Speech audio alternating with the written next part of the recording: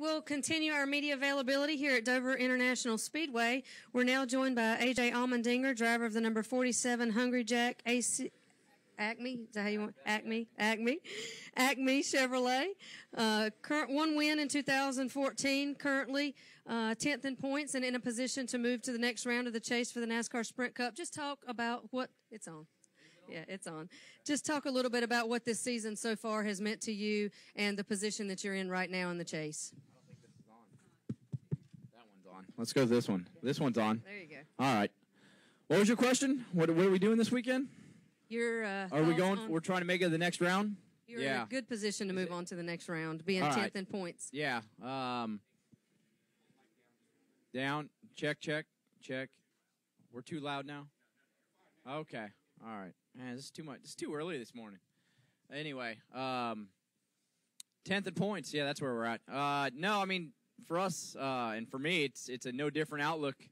I look at nobody really expected us to be here anyways and have a shot at making it to the next round. So I'm just going to go out there and give everything I have. You know, for us, we know we just got to run better. You know, last week was a decent run, but more than anything, we just got to go out there this weekend and just try to make sure we maximize every lap that we're on the racetrack and get our car good for Sunday. So, you know, whatever happens in the race happens. I'm not going to worry about who's around me and points or anything like that. So I just want to go out there and give everything I have. And at the end of the day, if it's enough to make it to the next round, then great. If not, that's all we can do. Okay, we'll open it up for questions for AJ. Please raise your hand. We'll get a wireless mic to you. We'll start in the front with Lee. LeeSpencerMotorsport.com. Traditionally, this has been one of your best tracks. I think you've led more laps here than anywhere else. How did you feel about the kind of handle your team had on this place back in June? And, you know, what's your anticipation of Sunday? Yeah, I mean, it's, you know, in the past it was a pretty good racetrack for me. In the last couple of years, we haven't, you know, when I've been here, I haven't been too good. But I felt like the first race we had a decent car.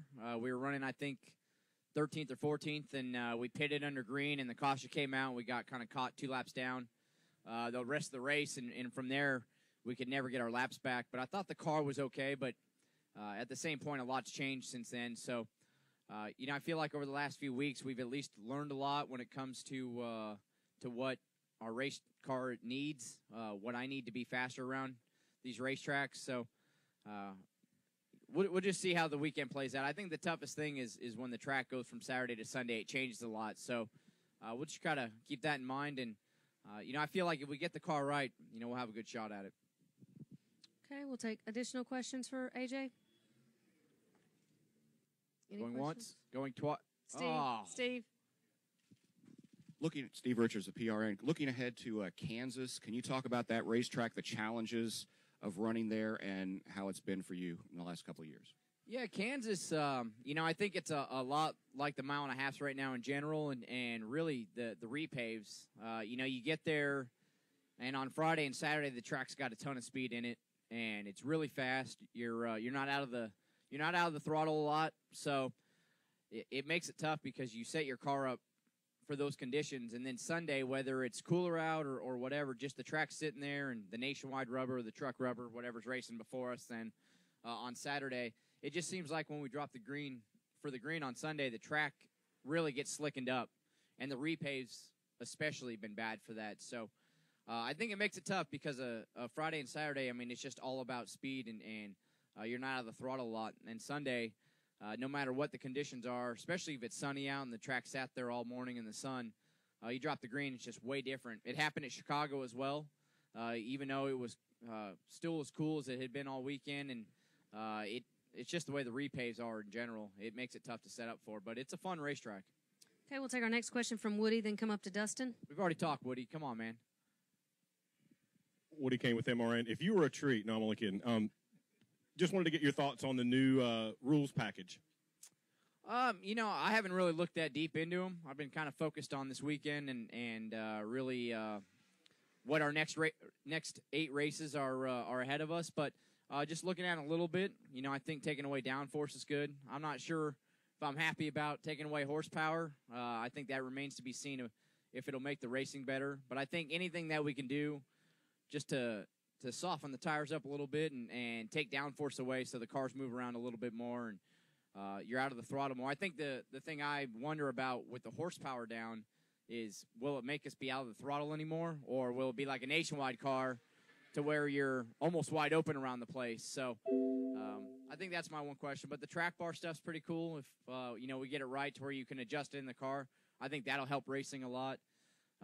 So stuff like that. I think there's some good things, and the best thing is that NASCAR knows that we're trying to make the racing better, and they've listened to us too a little bit, and we'll see. It'll really be interesting to see how much we get to test, actually, since there is no testing now. So, but we'll worry about that next year.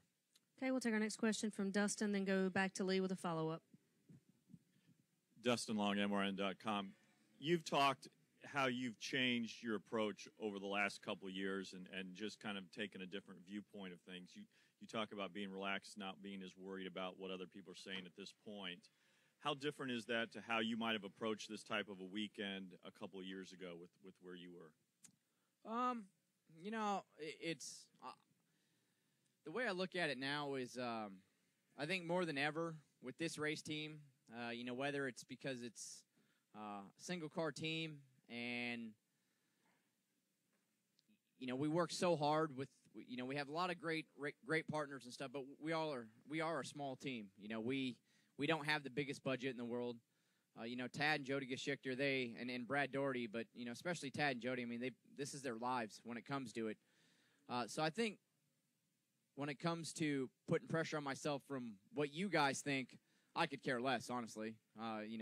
Most of you have written bad stuff about me. Most of you have written good stuff about me. So in the end, it really doesn't matter. But I think when it comes to the race team, I care more than I ever have because I feel like it is my team. I see on a daily basis what Tad and Jody go through to make sure not just me, but all of us on this race team have what we need to go out there and be at our best. And because of that, I take everything to heart, whether we run well or run bad. I take it personal. So I think when it comes to pressure, there's still more than ever that I put on my shoulders because I want to be at my best, but it's for so many different reasons now. I just care about this team so much, and what Tad and Jody have done for me on a personal side, just the relationship that I built with them and to be part of their family. That's why I take to heart, and I want to go out there and run as good as I can. If we can make it to the next round, just what that would do for this race team energy-wise, for our sponsors, for all that comes with it. I put a lot of pressure on myself for that. But when it comes to the outside world, it has no effect on my life. Okay, we'll take another question from Lee. Go ahead. Lee Spencer, Motorsport.com. Can you talk about what it's been like since you guys have switched over to the Richard Childress racing equipment, how much that has helped you guys? Yeah, I mean, it's especially this year with the rule, with the new ride height rule and just the rules package that we had this year. I think it was a big deal just because the setup's changed so much, and without that alliance, if we were like last year, if the team was trying to do it just on their own merit and no notes from anybody else, and you learn as you go, we'd be so far behind this year. So to have that RCR alliance, I think the ECR Motors, the engine shop side of it, just from Daytona to now, has gotten so much better, and they keep working hard to find more horsepower, find where we need that horsepower, and just to have that relationship with Chevy. It's been a big deal to us. I think for us, the biggest deal is just trying to maximize the relationship, and that's, as a race team, has really been the biggest struggle just because we don't have the capability in a certain way with enough people to maximize all the info we're consistently getting from each weekend or throughout the week to get ready for the race. So that's something we're getting better at. I feel like the last couple of weeks, my crew chief, Brian Burns, and my engineer, Tony Palmer, they've come to the racetrack more prepared than I've ever seen them this year. So we're getting better at it, but without the relationship, we definitely wouldn't be here right now. And given what you know about Team Penske, are you surprised at the success that Brad and Joey are having this year?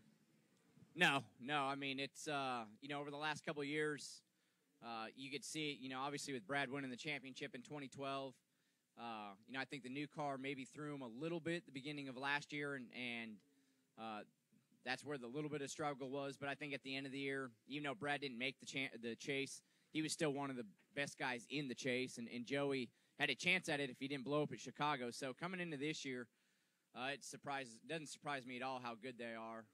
Brad and Joey are great drivers, and they're surrounded by a great organization. So it gives us something to reach for, and we're all trying to beat. I like it. Any final question?